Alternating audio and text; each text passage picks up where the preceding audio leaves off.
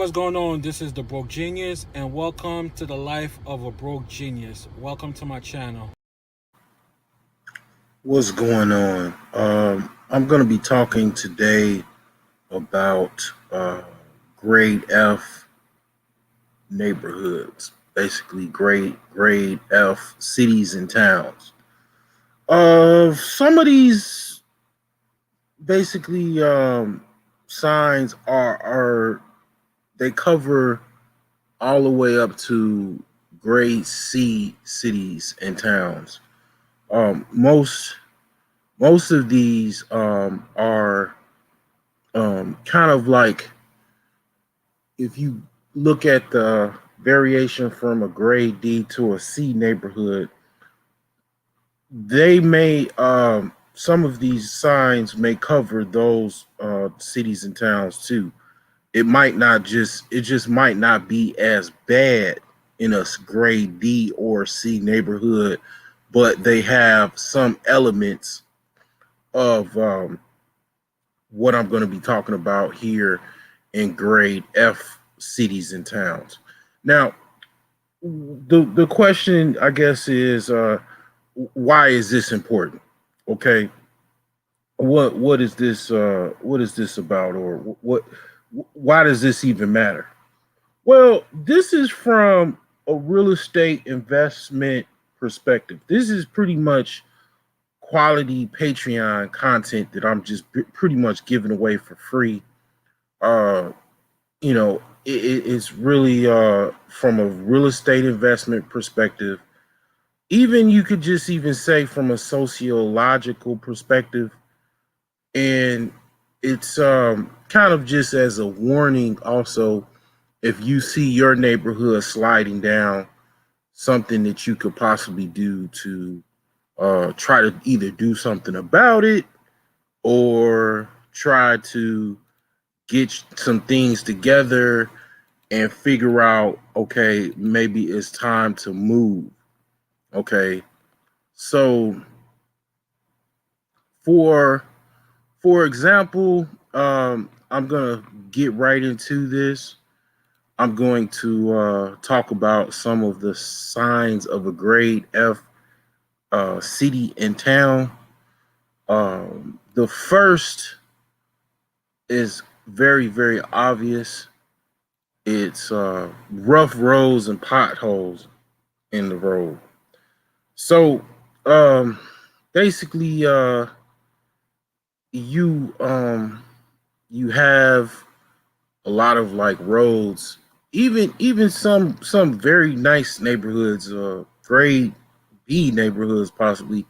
You might have some rough roads, but they usually Johnny on the spot.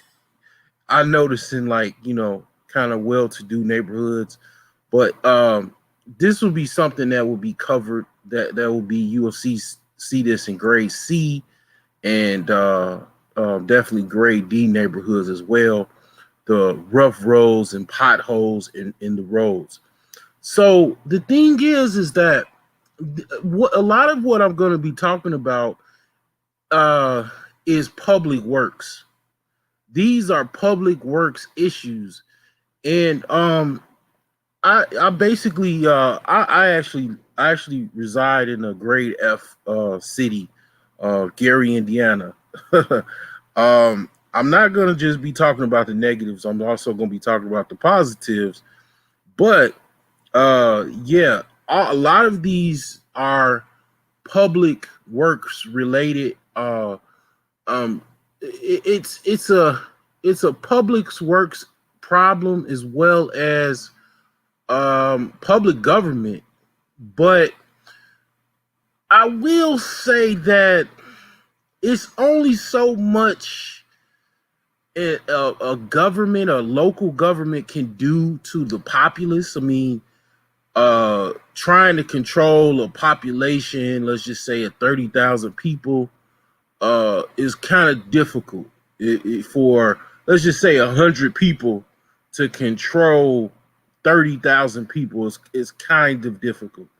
But you have other cities that come to mind. Detroit definitely. Actually, Detroit is worse than Gary, Indiana. Some people might say not, but I've been to Detroit a couple years ago, and I'm telling you, it was like literally watching, looking at Gary, Indiana's like big cousin.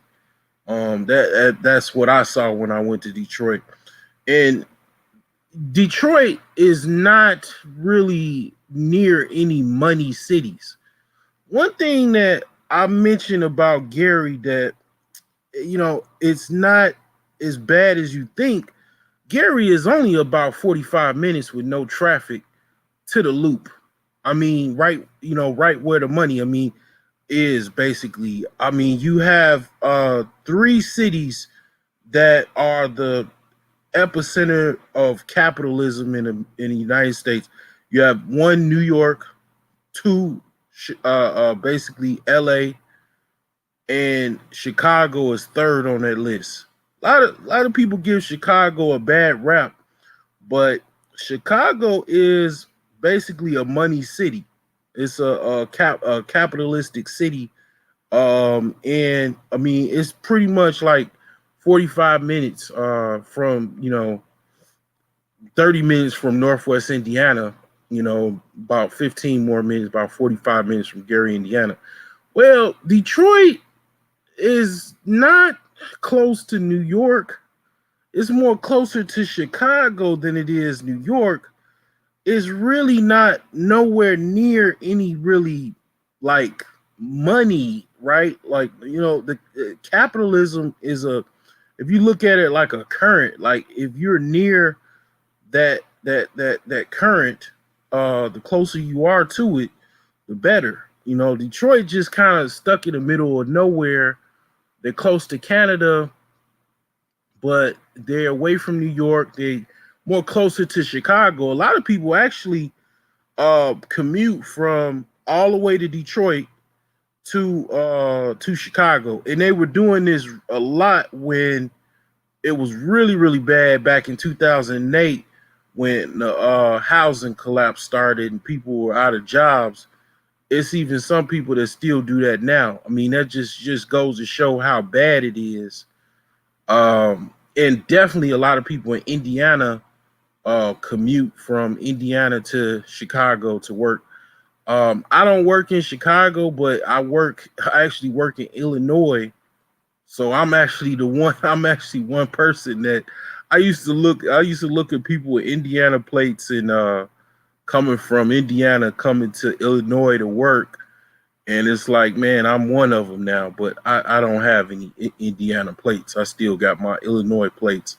But like I say, a lot of what I'm going to be talking about is a public works issue, is a public government issue that is due to a lot of things. You could say lack of resources, funding, kind of like, even I would even say bad government. One of the things I will say, I do see something better in the short time that I've been in Gary. I've seen some good things about what the mayor's doing, in the new mayor in Gary.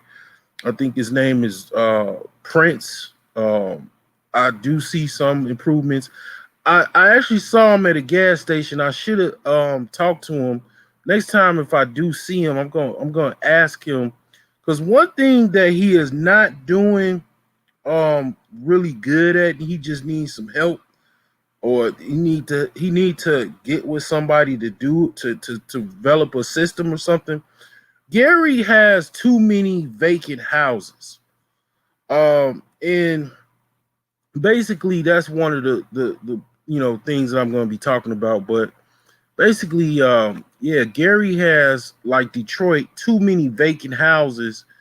And one of the things about it is Chicago actually has a very good system for how they deal with their abandoned houses. They actually work really, really quickly to demolish properties. I've seen properties get demolished within a 4 to 5 year timeline of them being vacant. Gary, and I'm sure Detroit is the same way. They just let the buildings just kind of just sit, and a lot of times Mother Nature ends up beating the actual uh the city or town to actually demolishing the property. I'm gonna show a picture. I'm gonna see if I can get a picture of what I'm talking about as far as um, you know, just how Mother Nature kind of just demolishes properties. So it is definitely something that I think that could be improved because basically a lot of the properties have been abandoned due to people just walking away from the property. You know, they can't fix it up. Some even lost it through a foreclosure, and the bank doesn't care about the house. They uh, they basically write it off. They don't do anything with it, and they just let it sit. And the bank is not, you think a bank would be forthright and they would just demolish the property, but they don't do it. So it's just left to go to a tax sale, and then once the property basically is kind of no good, it becomes not worth it money wise to actually buy the property. So it ends up basically going basically back to nature. I mean, basically because nobody's gonna fix the house up just off of the strength of fixing it up. So they just basically in those cases, I think that the mayor should, if you're a mayor of a city that has abandoned houses, you should basically, this is the house right here. This is one of many houses in Gary, Indiana, that they've been vacant for so long that and the city hasn't demolished them, that they just basically mother nature does the work. I mean, the house is literally sinking back in to the dirt. you know this this is literally, you can see like houses like this all over. And the thing about it is, it does cost money to demolish a house. Okay, you have to call the public. I mean, basically the electric company, the water company, the gas company. They have to make sure everything is shut off, and they have to approve everything before you demolition the property. You just can't go in demolition the property because you have like basically it's attached to the grid. It's attached to electricity. It's attached to gas lines. It's attached to water lines. So they have to get that approved to get shut off. Then they demolish the properties. But to demolish a house, it costs at least anywhere between $5,000 to $10,000 to demolish a property. So it does cost. I mean, let's just say you have 1,000 properties to demolish. I mean, that can eat up a lot of budget. But here's the thing. I think that it should be done year by year. So many properties, and basically what Chicago does is they find out whoever the owner is involved. They bring the case in housing court. Whoever okay, whoever shows up for housing court, they have to have a hearing, and they tell the owner. Okay, you need to do this. You need to board up the house. You need to get drawings from an architect to find out what your plans are for rebuilding this house. You need to get these structural repairs done for, the stairs, for the roof, and this, that, and the third. And then you have to get an inspector from the city of Chicago to come in and take a look at things and make sure everything is up to code. I mean, you have to do all of these things in order for uh, basically you to avoid demolition.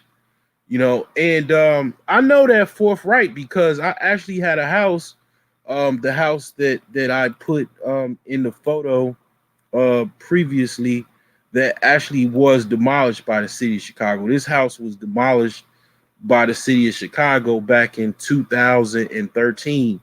So I know quite a bit about it, and that's what I was gonna, kind of talk to the mayor of Gary, Indiana about, because if you get the person on record for the property and have the legal counsel of Gary, Indiana, to basically um, petition the owner on record to come to a court hearing about the property. If they don't show up, basically you can demolish the property, take value of the land, and then take over that land and demolish it.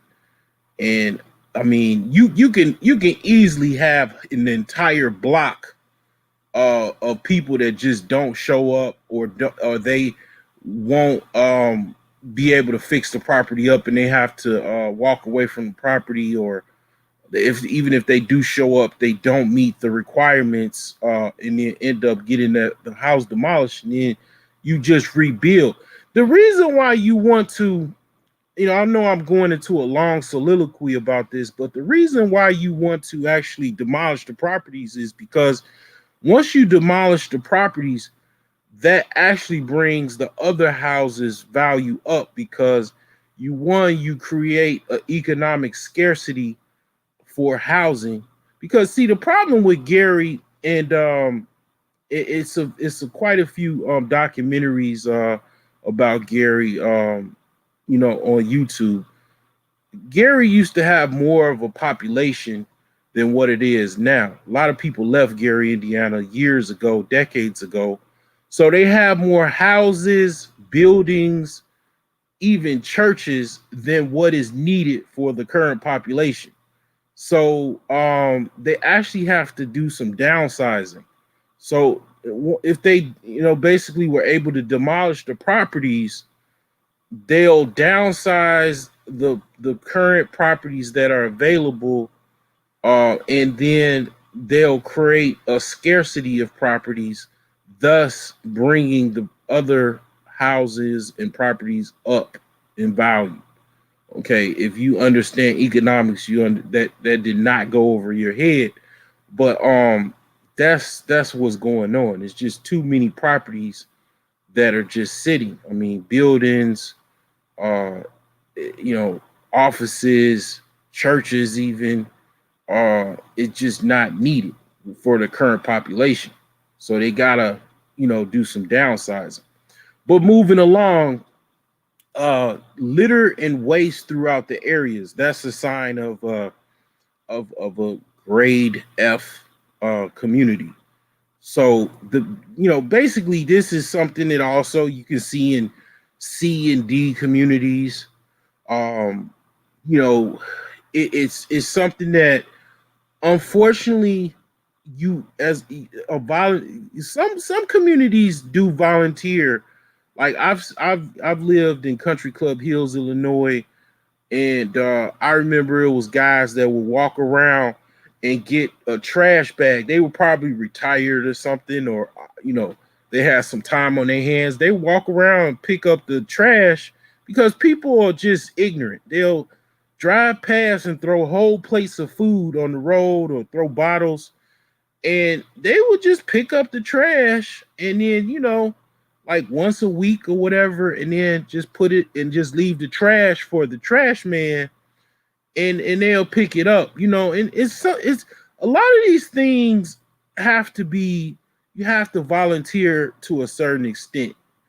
I mean, it does take a certain level of volunteership to, a public entities can't, it's not possible for them to do every single thing.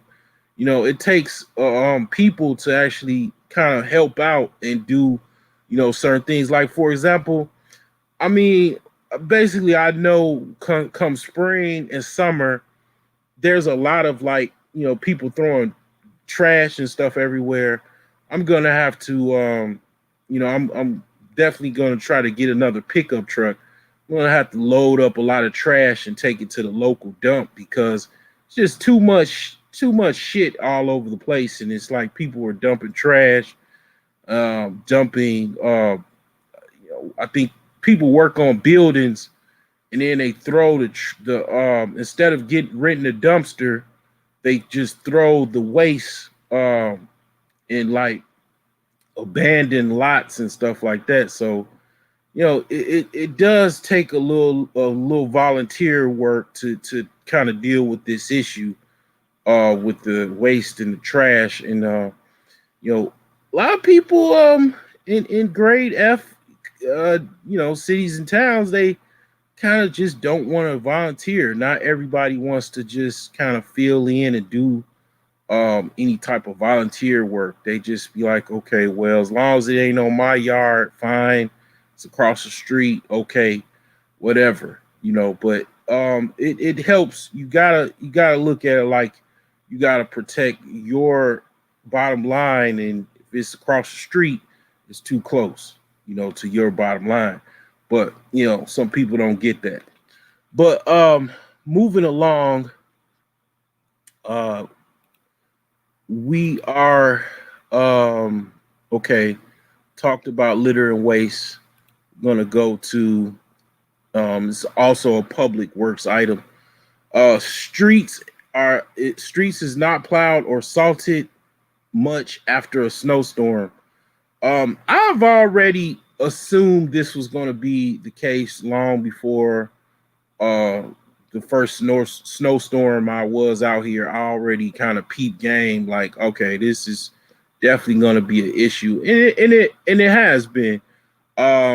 It's not as bad as it is on other blocks, because my block is fairly populated, so people just drive up and down the road with their cars, and it pretty much feels the snow. Only thing is, it's not salted very well, so that could definitely be icy. Is not good. But the thing is that, yeah, this is also a public work item, and this actually, kind of a tripped out story, but in Chicago, this is actually a political issue in Chicago. A lot of the black neighborhoods in Chicago, they don't get plowed as a priority. They get, like, pushed to the back of the bus, just like the Democratic Party. But yeah, they actually, pretty much, have an issue with, getting, like, street plows and salt.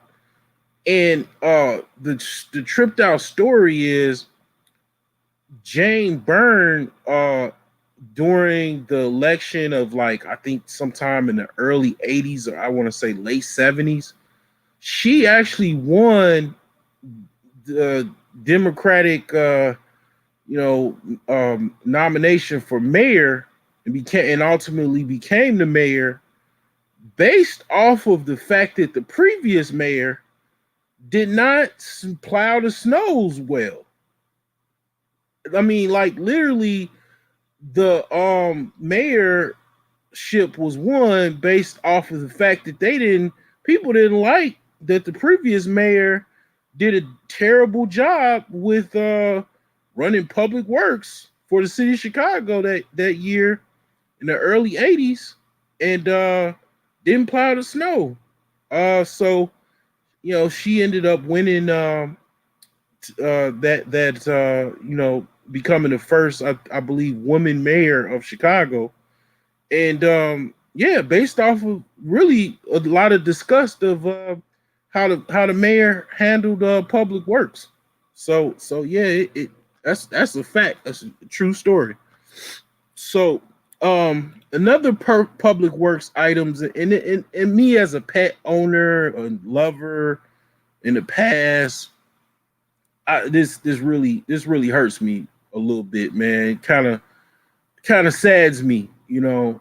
I mean, I drive around, I see stray cats, I see straight dogs. I actually saw some chickens. They weren't stray, but you best believe they weren't stray. They were just out around waiting for the chopping block. But yeah, I see a lot of stray cats and dogs. Definitely a sign of an F grade neighborhood. Um, the dog catcher in the animal control is definitely a part of public works. When you see a bunch of stray cats and dogs, it's not a good sign. And it also is a sign that um people are getting poor, or people have no money, are losing money. Because see, here's the thing: having a pet is really a hobby. A lot of people don't really kind of understand the comparison to that. But I actually in a town. Here's the thing where this is intriguing to me as well about all this grade F and C and D and B and A. I've actually lived in towns. I grew up in a town called Dalton, Illinois. I've seen my town that I grew up in, turn from like a C neighborhood to a D neighborhood overnight. It was a lot of white people that kind of lived in South Holland, and which was a neighboring town over in Dalton. And then it was a lot of hobby shops. It was trading card shops, card shops and pet shops and stuff like that. Because basically, people have excess money, and they're able to buy like stuff like motorcycles. They're able to buy like model cars and model planes and uh, pets and fish, aquarium fish and pets and stuff, right? Well, when you start, losing money, and you can't afford, you go from having excess money to not, barely being able to pay for your mortgage and your taxes. Well, some people, they don't, they just terrible people. They just kind of, they don't want to take care of the cat or the dog anymore, so they just literally let them outside, and then just they run away, and then they just let them go to the wild. And it's even people that I never forget. Like, my ex-girlfriend said that she was going to go live with her family in like California or somewhere. And the people moved in. I mean, her family just moved in, and it was like a stray cat coming around. And it comes to find out the cat lived in the house where her family was, just moved in, because they left, and basically left the cat, there, and then didn't move with the cat. Some people are sleaze bags, scumbag sleaze bags. I mean, it just is what it is. You know, people actually do that with their own children too. People just lead it. Man, I mean, we can go in. That's a topic within itself. Okay, but yeah, I mean, it's definitely a sign of a F grade city or town. It definitely does correlate with C and D neighborhoods as well. When you start seeing this is a sign. It's a bad. It's not just a bad omen. It's a sign that your neighborhood people are losing money. They're not able to take care of these pets. They get, it's just a sign. It's just a bad sign. Now, some dogs and cats, I will say, they run away and then have a hard time finding their way back, or whatever the case may be. Like that does happen. It's not necessarily the owner that just let this cat or dog out. They just ran away. So that happens too. So, but anyway, when you don't have animal control, that's not a good thing. Because I remember I used to live in South Holland, Illinois too. I had my cat. The animal control was so good. My cat was outside for like a day or two, and next thing you know, my cat gone. I'm like, where's my cat at? And come to find out, it was all the way in Chicago Ridge, which is like I want to say about at least 20 miles away, or 15 to 20 miles away. And it's like, damn, I mean, how did my cat get all the way there? Because animal control picked the cat up, then took him to the like local animal welfare or whatever. And it was like, yeah, I mean, that's literally animal control doing their job. They, don't want to have, cats roaming and dogs roaming, because, they'll get hit by a car, and then just, they're the ones that have to clean up the mess, so and also it just, doesn't it's not a good look seeing a bunch of stray dogs and cats in your city or town. It's just never a good look. It's just not it's not designed that's not designed for that, for cats and dogs to be really roaming the streets like that. Like, I guess it's okay for like maybe a few cats, but I mean, like, it's cats all over the place. Nah, it's not a good deal. Moving along, this pretty much goes without saying. Abandoned houses, blocks, and buildings. Okay, I definitely, yeah, I was just talking about that. You know, you're gonna see that in you're gonna see that in even in B neighborhoods. You're gonna see like one or two abandoned houses in a B neighborhood. And the reason why is because here's the thing with abandoned houses that I mentioned earlier. You can't by law just you know demolish a property. There's rights. Owners have rights, property rights. So it's a process when it comes to a property that is abandoned. Like, here's how a lot of times properties get abandoned. People can either just it's a lot of ways. I mean, people are people, right? Like, that property could be someone's someone had died. That's a pretty typical popular way that properties are left.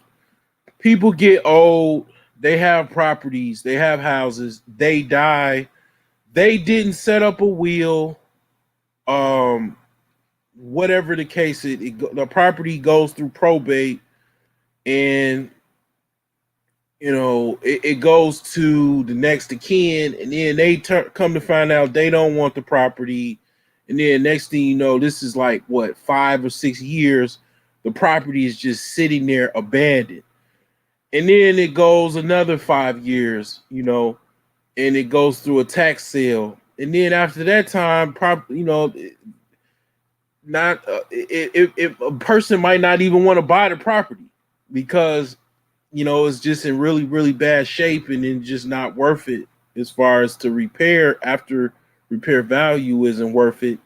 So it could be that, or it could be somebody went to prison for a long period of time and then the property was left. It could be all kind of different reasons.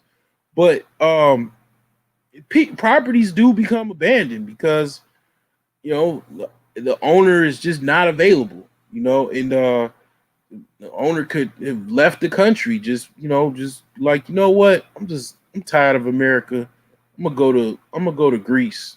I mean, it's a lot of different ways, but once once the property becomes abandoned, and you see boards up, boarded up property, it just looks bad. It does look bad, and you do see these in like B grade neighborhoods, but they are really Johnny on the spot with it. They really try to manage it. You have the city inspectors. They have a list of all of abandoned properties.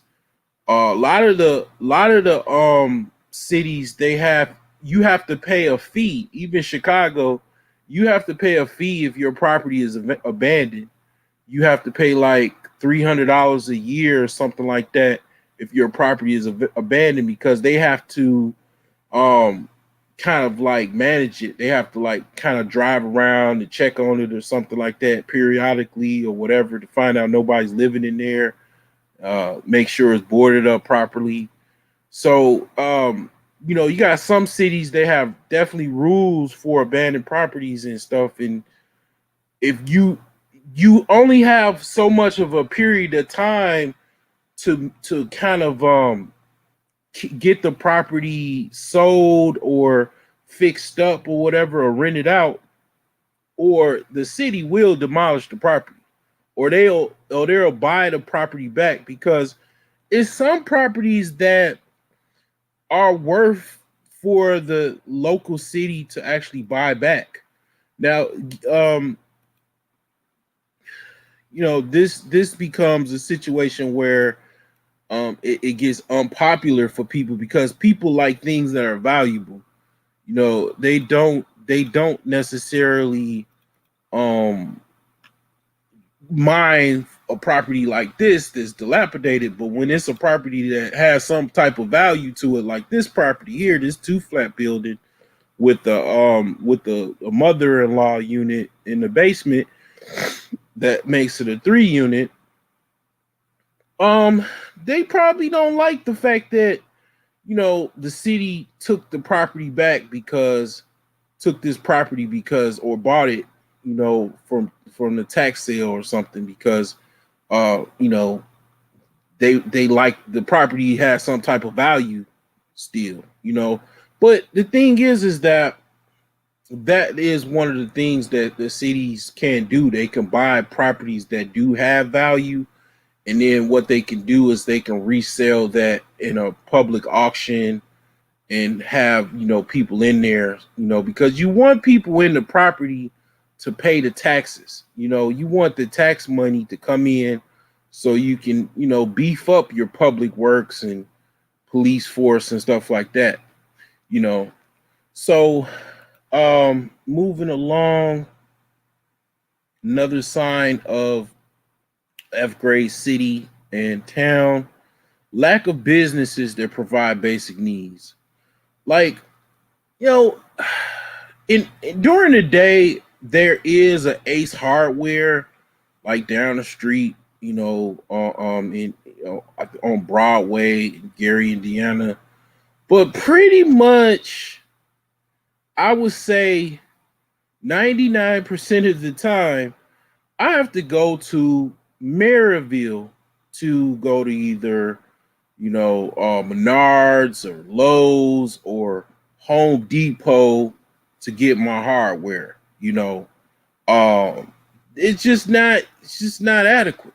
It's just Ace Hardware. They want to close at 5 o'clock. I mean, it is what it is. I mean, you know, I get it. You know, um, but you know, a lot electronic stores. There's no electronic stores in no damn Gary, Indiana. I mean, no, it's you know. I mean, I don't necessarily. I mean, I'm good on my electronics, but when I gotta go, I gotta, like I say, go to Maryville, which is like about 2 miles away from me. You know, home goods for the most part. You know, I mean, it's some stuff I can get at like I don't know a Family Dollar, a Dollar General, and stuff like that. But I mean, for the most part, for basic stuff, I have to go outside of Gary to get those needs. Like that is definitely a sign of an F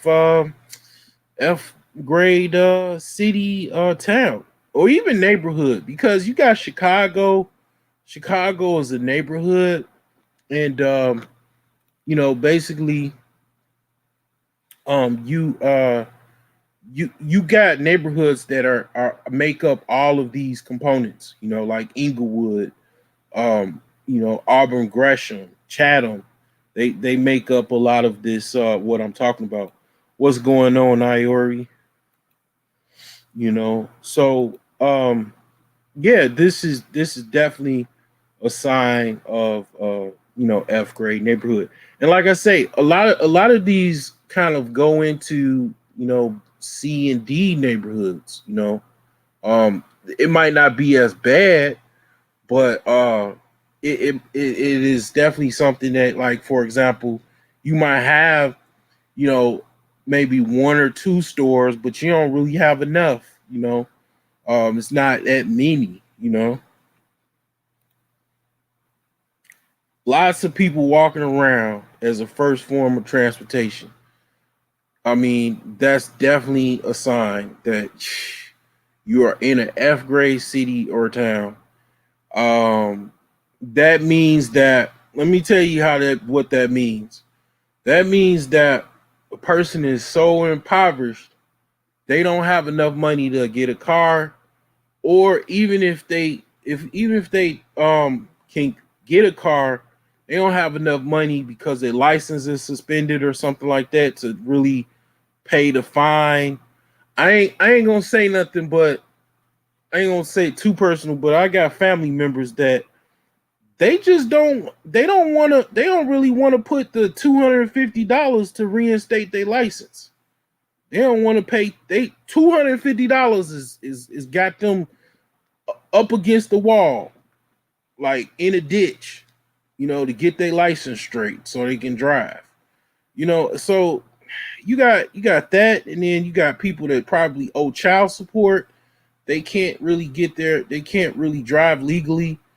For whatever the reason is, it could just be old fashioned. I don't have a couple grand. I mean, it costs money to get a car now. I mean, it costs at least 1,000, 15, $2,000 to get a car, and ain't got it. They ain't gonna get it. They don't have a job, so they ain't. It's no tax refund that they can rely on. I mean, it's people that have been in ruts for like years. Like, I mean, like several years they've been in a rut. Well, you got people like that, man, in F grade cities and towns that you you always see them walking because they ain't got no doggone car. They don't even have a bike. And that's another thing. You could just add bike to that. you know, I mean, they're not doing it because they saving money or it's a communal matter like uh China or whatever. They ride a bike because that's their first form of transportation. And trust me, I get it. I've been in situations where that's all I had was a bike or my left and right feet. It's quite a few people that are doing it. It's not like one or two people. It's like you see quite a few people that just walking around like nomads, you know, as their first form of transportation. So, heavy crime, random shootings, unsolved crimes. That this is the worst part of why people don't really even want to live in an F grade neighborhood. Uh, it's this is kind of tough to deal with. In any given time you can hear, gunshots, and you like, what the fuck? I mean, it's just it's just one of those things. Like, crime and poverty are like distant cousins. They're like pretty much not even distant cousins. They're close relatives. So yeah, you get that element that you have to deal with, and it's not necessarily public works, but it's definitely police related. It's basically a government that cannot basically control. The police cannot control the city. They have a hard time controlling. Now the good thing is, from what I see is, and this kind of goes back into um other cities. Gary does have help from other cities like Mayorville, Hobart. They get a lot of support from the Lake County sheriffs. They get a lot of support from the state police, the Indiana State Police. So they do actually kind of help police Gary, which is good. Because, like, yeah, Gary is definitely got a lot to police. But they can only do so much. But at the same time, yeah, that's definitely a lot of why people don't want to deal with it. It's kind of tough to deal with this part of the F grade F grade neighborhood cities and towns. It's just this is a tough part about that. Nobody wants to catch a bullet sandwich, for lunch. So uh anyways, um I talked about the negatives. I'm gonna talk a few positives about F grade neighborhoods. Okay. So we're gonna change it up a little bit. So one of the first things is low cost of living. Okay. A lot of people are like, you know what? It is not worth it. That last little bullet point alone is not worth the low cost of living. Uh, you know, this thing, the thing is that it also depends. There's some expensive properties in F grade neighborhoods. There's some expensive properties in Gary. I mean, I'm sure some in Detroit, property values have gone up. And the thing is that um unilaterally is still a low cost of living, and that definitely is a good thing. You know,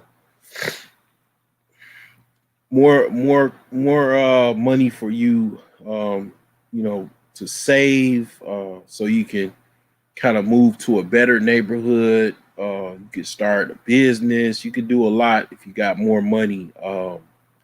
At the end of the day, if you got a lot more money at the end of the day than somebody else that's like, paying $2,000 or $1,500 a month towards a mortgage. When you only have to pay about $500. You got more money that you can put aside. You can travel. You can put aside to get another property, and then you can rent out the property you have, and go live somewhere else that's a lot nicer, kind of like stair step. Uh, your real estate. So that's definitely a positive. Another thing is the opportunity for profit potential. Property if property values go up. This is going on a lot in Gary. Is property values have gone up. It's pretty much one thing I am seeing also is that people are buying properties that are in worse shape than my property was, and I mean, because the opportunity is there, like people still need housing. You know, people are looking for a house that's already fixed up. You know, Gary is pretty much kind of slowly but surely getting gentrified. It definitely is. I can see it in a short amount of time that I've, been here. I've definitely seen slowly but surely people are trying to fix up these houses. You know, Another positive is low to no competition if you start a business. I mean, ain't no businesses. You got the balls to start one. Guess what? You ain't hardly got no competition. So you can actually make some money off of that. I remember when I started my store, my computer shop, it wasn't that many people left when after going into my third year. If I could have maintained, I would have been the king on the mountain because everybody left. Best Buy left. It used to be a Best Buy on 87th Street in Chicago. They closed down. It was a computer shop that was like a couple blocks away from me. They shut down and they were in business for like a long time.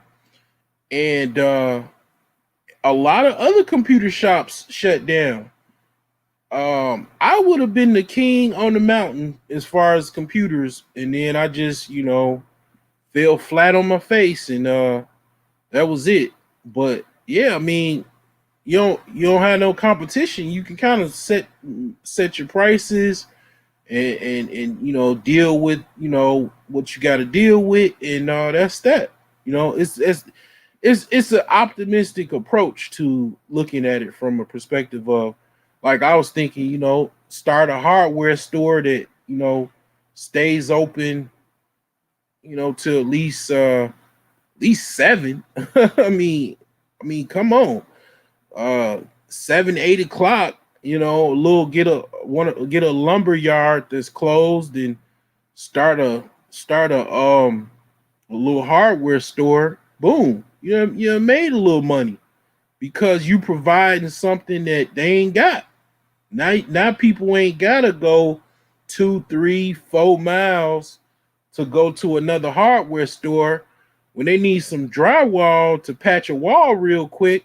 They ain't gotta go to two towns over or whatever.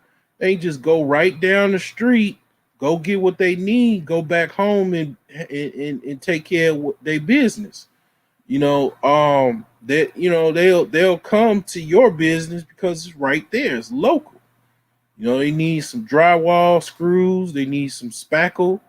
You got drywall. You got some 2x4s. You just get local stuff that's needed. You ain't got to get everything, and boom, bada bing. Problem solved. And then you got a local resource that people ain't got to go outside their own city to go get something that is just simple as hardware for their house.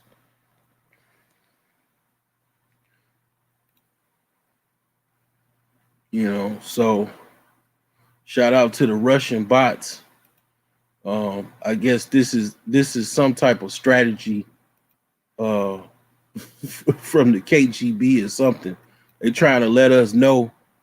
They trying to let us know that the Russians are coming. But the thing is that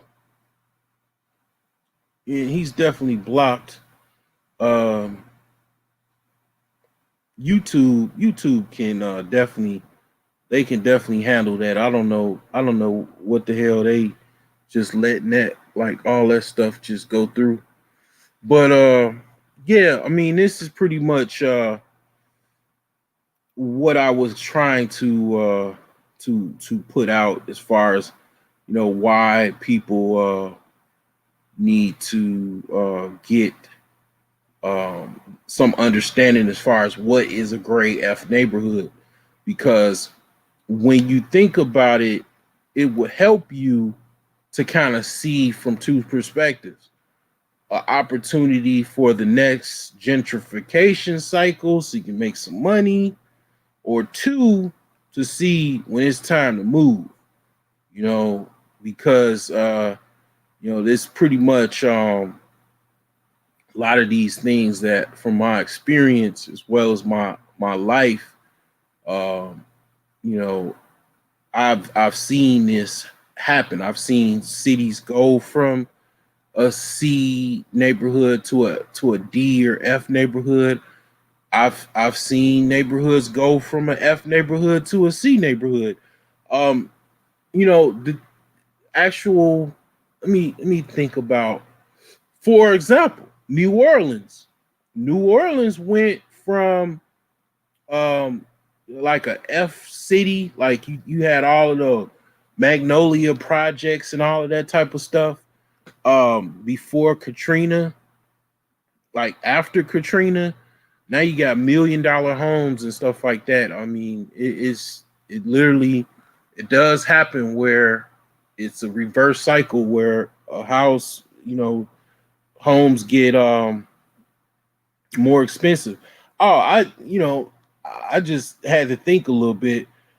Actually, where I was like when I was a little child, I grew up in a town called, I mean, not grew up, but I lived in a neighborhood in Chicago called, it's called Bronzeville now. But when I lived there, my great grandmother had a building that we lived in, apartment building. It was called the Low End, and that building, that if it was still standing today, it would be worth over $1 million. And that area is called Bronzeville, and I'm hands down, when I lived there, it was definitely an F grade neighborhood. A lot of violence, a lot of crime. Now that neighborhood is a B grade neighborhood. Uh, $1 million homes, $1 million graystones, multi-million-dollar graystones. It's only like 5 minutes from downtown, and it's just really much, very much prime real estate. And that was just, well, I'm old. That was about 35 years ago, but yeah, it went from an F grade community to a B grade community. And it wasn't necessarily it's white people that live there, but not that many. Most of the gentrification actually happened because people think gentrification, they think white folks. No, the people that gentrified Bronzeville were black people, black professionals, doctors, lawyers, professors, city workers, stuff like that. So the thing is that I've actually seen it. I've lived it. So I know quite a bit about this. So it's just one of those things, like I say, to add to your toolkit. To your real estate investor, you can kind of tell and navigate what's going on. Now I'm gonna definitely do some more. I'm gonna do some on D and C. I've actually already talked about in detail what grade F and A neighborhood is on another video, but I just felt compelled to do something as far as talking about what a grade F neighborhood is, because each grade is one actual video within itself, you know. So anyways, hope you found this informational. Gonna close this one on out, and you have a great Monday and rest of the week. Message.